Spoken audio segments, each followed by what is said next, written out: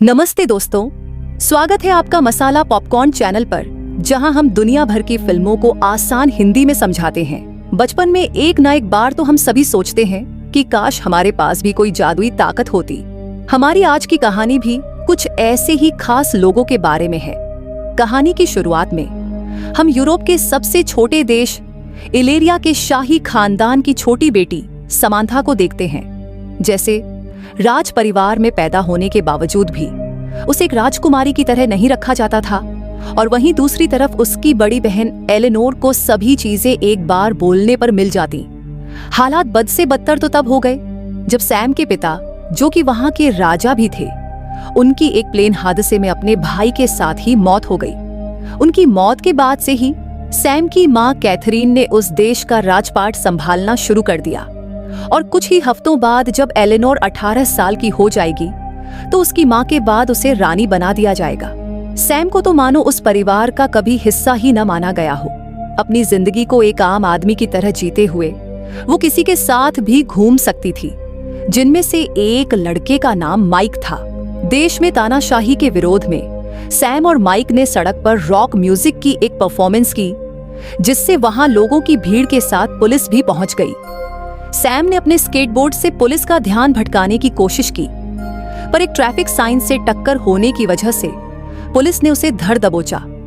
जब उसे वापस घर लाया गया तब उसने अपनी मां को बताया कि देश के लोग सरकार से खुश नहीं हैं, पर कैथरीन ने तो इस बात को मानने से साफ इनकार कर दिया। अगली सुबह वो स्कूल में रुखसाना से मिली, जो उसी की तरह एक शाही खानदान की दूसरी बेटी थी।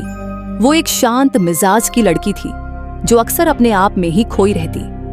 रुखसाना को लाइव स्ट्रीमिंग करना बहुत पसंद था, जिसकी वजह से वो मशहूर भी थी।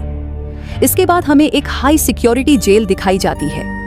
यहाँ पर 34 नंबर कैदी को अपने सेल में से एक कैपेसिटर मिला, जिसे उसने एक डिवाइस में लगाकर अपने गले में बंधा हुआ नेक कैप खोल दिया।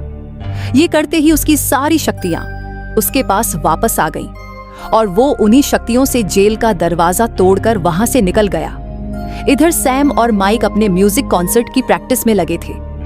माइक ने सैम को एक कॉन्सर्ट में साथ चलने को कहा, और वो भी मान गई। तभी वो एकदम हैरान रह गया जब सैम को उसके मुंह से गार्लिक नान की स्मेल आई, जो उसने 2 दिन पहले खाया था। उस रात एलेनोर की रानी बनने से पहले की पार्टी अटेंड करते वक्त सैम को याद आया कि उसने तो माइक के साथ एक पार्टी में जाने का वादा किया था। वो उसी वक्त अपनी मां को झूठ बोलकर वहां से निकलकर क्लब पहुंची, लेकिन दोनों के पास आईडी कार्ड्स न होने की वजह से उन्हें क्लब के बाहर ही रोक दिया गया। तभी उन्होंने वहां काम करने वालों को पीछे के दरवाजे से अंदर जाते देखा, और न जाने कैसे सैम ने उनके पासवर्ड का पता दूर खड़े खड़े ही लगा लिया। ये सब देखकर माइक एक बार फिर से हैरान हो गया। पार्टी के बीच में ही सैम को आसपास की सभी आवाजें सुनाई देने लगीं। यहाँ तक कि दिल की धड़कन से लेकर एक छोटे से कीड़े की भी उसे एकदम से बेचैनी सी हुई, और उसने फायर अलार्म बजा दिया, जिसकी वजह से पार्टी बंद हो गई और दोनों को पुलिस फिर से अरेस्ट करके ले गई। कुछ समय बाद दोनों के घर वालों को बुलाकर उन्हें छोड़ दिया गया। कैथरीन ने सैम को झूठ बोलने की सजा देने के लिए उसे गर्मियों की छुट्टियों में भी स्कूल भेजने का फैसला किया।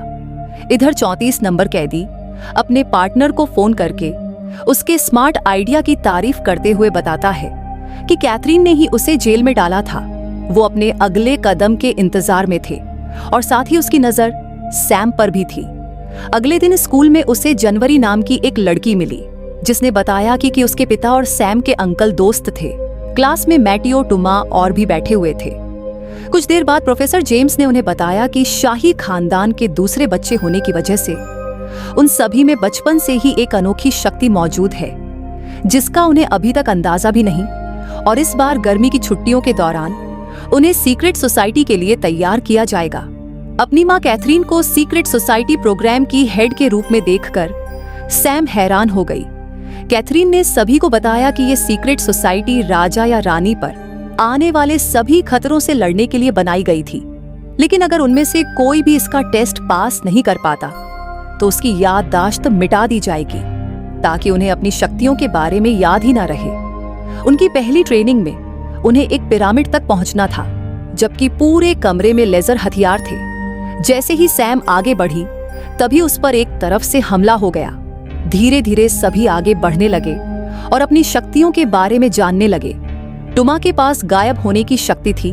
मैथ्यू अपनी शक्ति से लोगों को काबू कर सकता था और उधर दूसरी तरफ सैम को बारीक से बारीक चीजें सुनाई और दिखाई देती थी, जिसकी वजह से वो बाकी सबके मुकाबले बहुत तेजी से टेस्ट को पास कर रही थी। पर सभी स्टूडेंट्स अपने पहले टेस्ट में फेल हो गए। इसके बाद जनवरी को पता चला कि उसके पास दूसरों को बस छूकर कुछ देर के लिए उनकी शक्तियां चुराने की ताकत थी और मैथ्यू कीड़ों को अपने वश में कर सकता था।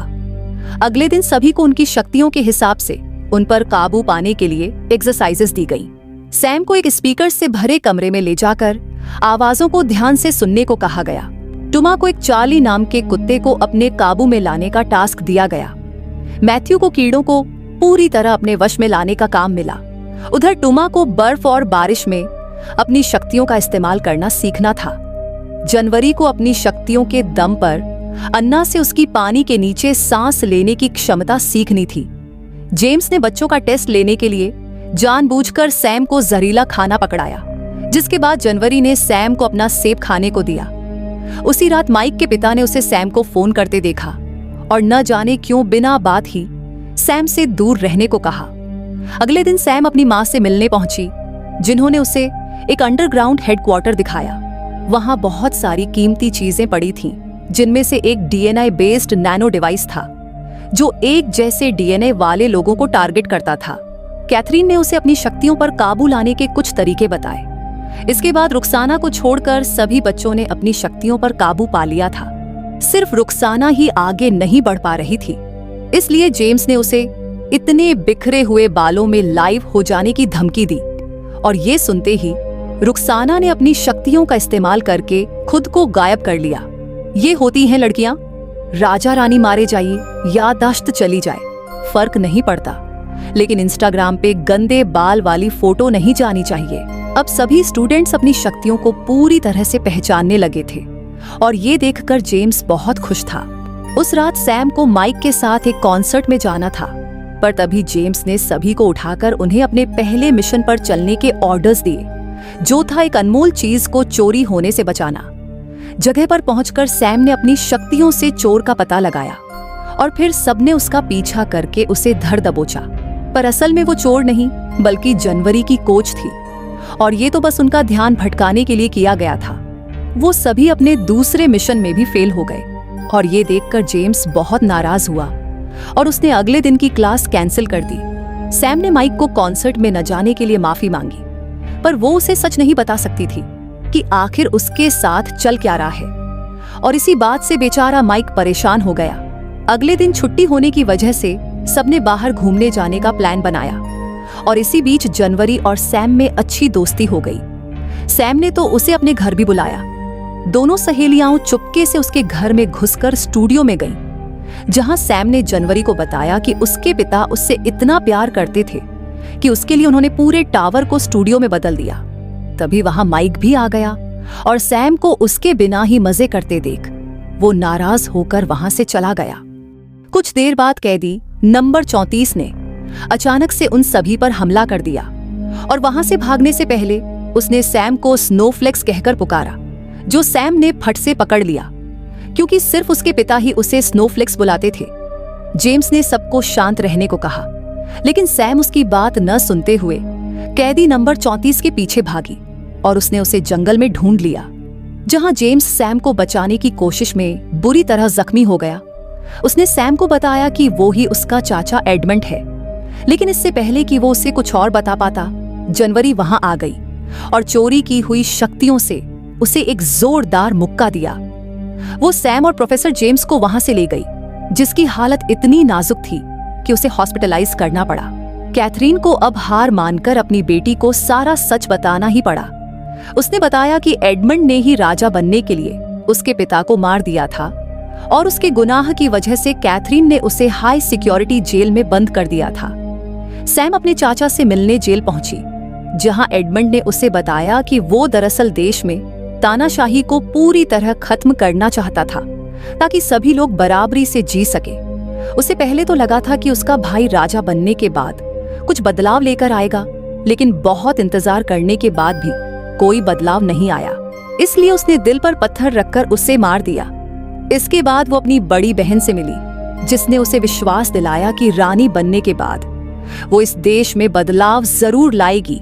उसने अपनी बहन पर विश्वास कर लिया और बाकी सब भी एलेनोर के राज अभिषेक में उसकी पूरी सिक्योरिटी का ध्यान रखने के लिए तैयार हो गए। उस रात सैम हॉस्पिटल जाकर जेम्स से मिली और उसने जेम्स से माफी मांगी। राज अभिषेक वाले दिन दुनिया के सभी शाही खानदान के लोग वहां पहुंच गए। उस दिन टोमा अपनी शक्तियां इस्तेमाल नहीं कर पा रहा था, क्योंकि उसकी शक्तियां जनवरी ने चुरा ली थीं और वो चुपके से अंडरग्राउंड हेडक्वार्टर्स में पहुंच गई। वहां जाकर उसने गार्ड्स को एडमंड को छोड़ने के ऑर्डर्स दिए और हमें पता चलता है कि एडमंड के साथ फोन पर कोई और नहीं बल्कि जनवरी ही थी।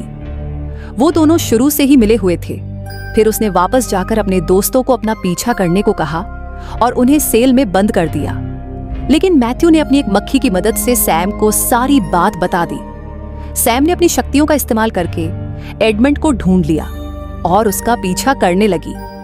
इधर रानी का राज अभिषेक शुरू हो चुका था और एडमंड ने वहां पहुंचकर एक नैनो डिवाइस फिट कर दिया जो उन सभी लोगों को खत्म कर देगा जिनमें भी शाही खानदान का खून है।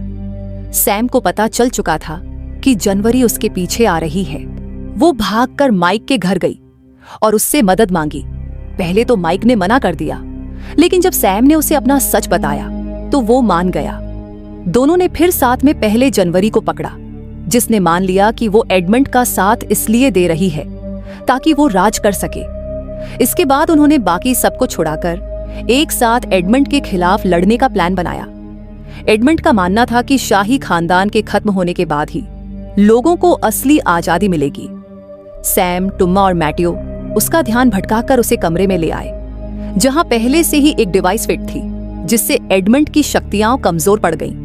माइक ने तब तक नैनो डिवाइस को रीप्रोग्राम कर दिया, जिससे एडमंड उसके अंदर ही फंस गया। दूसरी तरफ राज अभिषेक बिना किसी परेशानी के पूरा हो गया और अब एलेनोर ही देश की रानी है। सैम, रुक्साना, टोमा और मैथ्यू को सीक्रेट सोसाइटी में एक्सेप्ट कर लिया गया। प्रोफेसर जेम्स के ठीक हो जाने के बाद कैथरीन ने नई रानी को सीक्रेट सोसाइटी के बारे में बताया। रानी ने वादा किया कि इल्लेरिया के लोगों को तानाशाही से मुक्त करके सरकार बनाने का मौका भी दिया जाएगा, ताकि सभी लोग पूरी आजादी से जी सकें। अचानक सभी को खबर दी गई कि जनवरी जेल से भाग गई है और अब उन सबको मिलकर उसे पकड़ना होगा। तो अगर तुम्हें चुनने का मौका मिले तो तुम कौन सी सुपर पावर चुनोगे? कमेंट्स में जरूर बताना।